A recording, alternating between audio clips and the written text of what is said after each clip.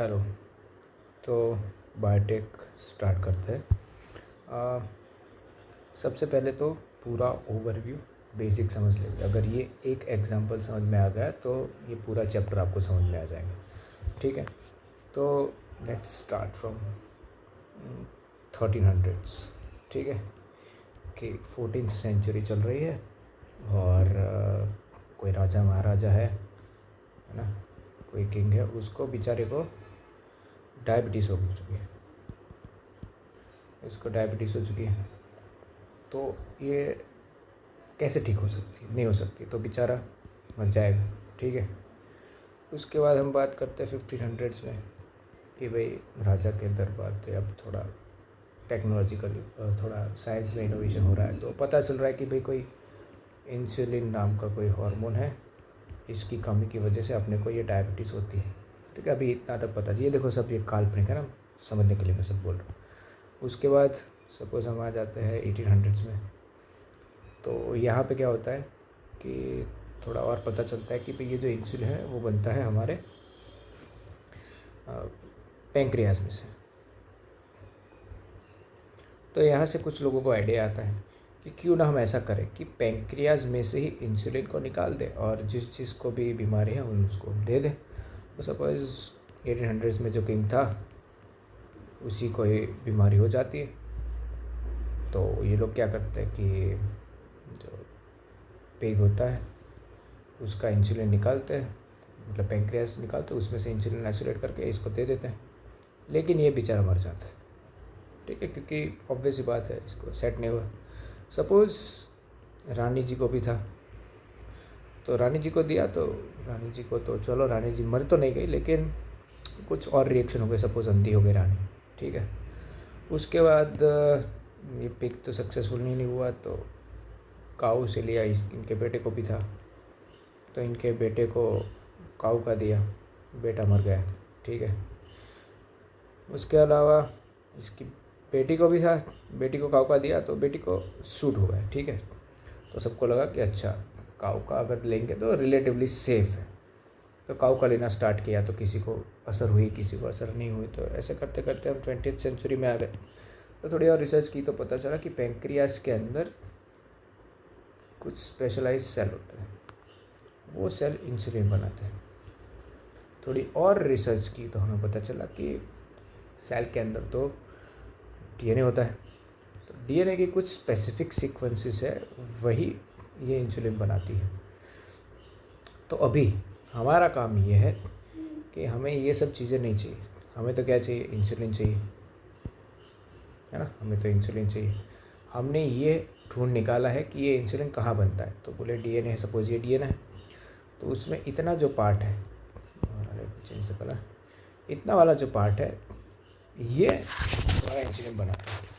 तो अब हम क्या चाहते हैं कि हम इस पार्ट को निकालें और इस पार्ट को किसी एक बैक्टीरिया के अंदर इंसर्ट करवाएं और बैक्टीरिया से हम इसको ग्रो करवाएं ताकि आसानी से ये ग्रो हो जाए।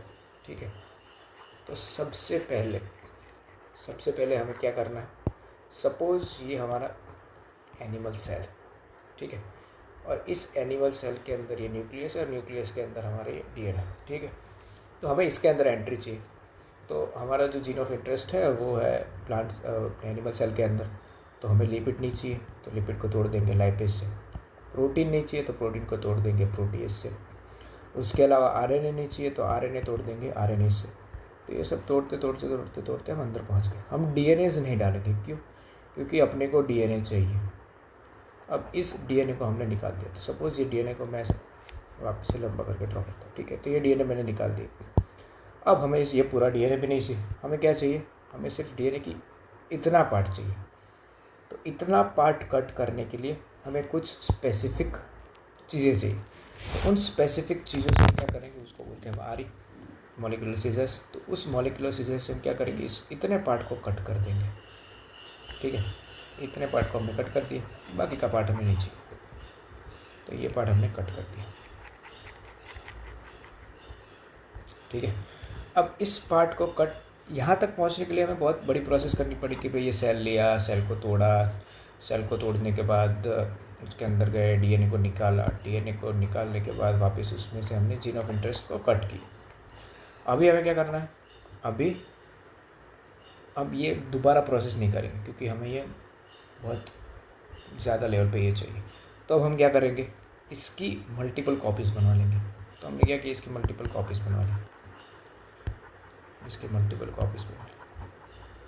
अब हमें कुछ भी करके इसको क्या करना है, एक बैक्टीरिया के अंदर डालना है। तो अगर हमने बैक्टीरिया के अंदर इसको ऐसे ही डाल दिया डायरेक्टली तो ये सर्वाइव नहीं कर पाएगा।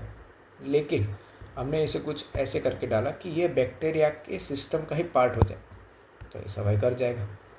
तो हमने इसको ऐसे डाल दिया, तो अब ये सर्वाइव कर जाएगा। तो जैसे जैसे बैक्टीरिया मल्टीप्लाई होंगे वैसे वैसे ये भी मल्टीप्लाई होगा।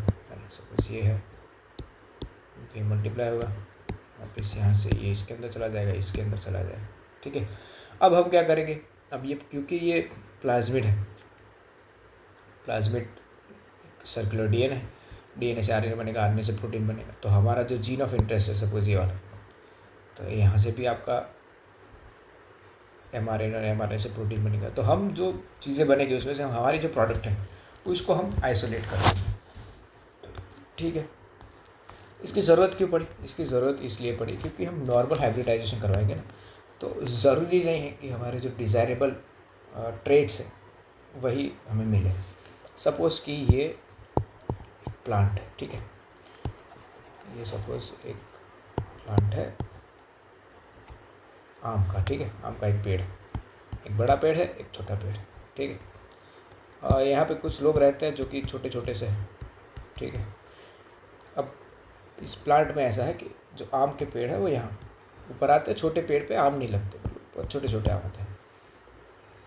ये बेचारे क्योंकि बहुत छोटे हैं तो पत्थर वत्थर फेंकते हैं, तो भी ये यहाँ तक पहुँच नहीं पाता। तो कभी कोई आम गलती से इधर गिर जाता है तो ही इनके काम में आता है, ठीक है। अब इन लोगों ने क्या किया, इन लोगों ने इन दोनों का क्रॉस करवाया, इन दोनों का क्रॉस करवाया, तो इन्हें क्या मिला, एक लंबा पेड़ मिला जिसके ऊपर आम के फल आने बंद हो गए, पता। तो ऐसे ज़रूरी नहीं ना कि हर बार सक्सेसफुल हो, तो फिर मल्टीपल अटैम्प्ट्स के बाद ये आखिरकार सक्सेसफुल हो। ये छोटा पेड़ हो और उसके ऊपर बड़ा फल है, ठीक है। तो ये थोड़ी प्रॉब्लम हो जाती है कि भाई हम डिज़ायरेबल ट्रेट एक नॉर्मल हाइब्रिडाइजेशन से अचीव नहीं कर पाते। तो हमने क्या किया, हमने किया कि भाई ये बताओ ये बड़ा फल किससे आता है, तो बोला कोई पर्टिकुलर जीन है उससे आता है। तो ठीक है, तो इस जीन को आइसोलेट करो और इसके अंदर डाल दो। तो इस चैप्टर के अंदर हमें यही सीखना है, क्या सीखना है कि जो हमारा जीन ऑफ इंटरेस्ट है उसको निकालना है। उसको निकाल के सपोज ये पूरा डीएनए निकाला, उसके अंदर हमारा ये जीन ऑफ इंटरेस्ट है, उसको निकाल के किसी होस्ट के अंदर डालना है। उस होस्ट के अंदर डालने के बाद उधर उसको ग्रो करवाना है, ठीक है। ऐसे सिंपल प्रोसेस है, ठीक है। तो अगर मैं आपको स्टेप बाय स्टेप बताऊँ कि हम क्या पढ़ने वाले हैं, तो ये देखो, हमें ये पढ़ना है।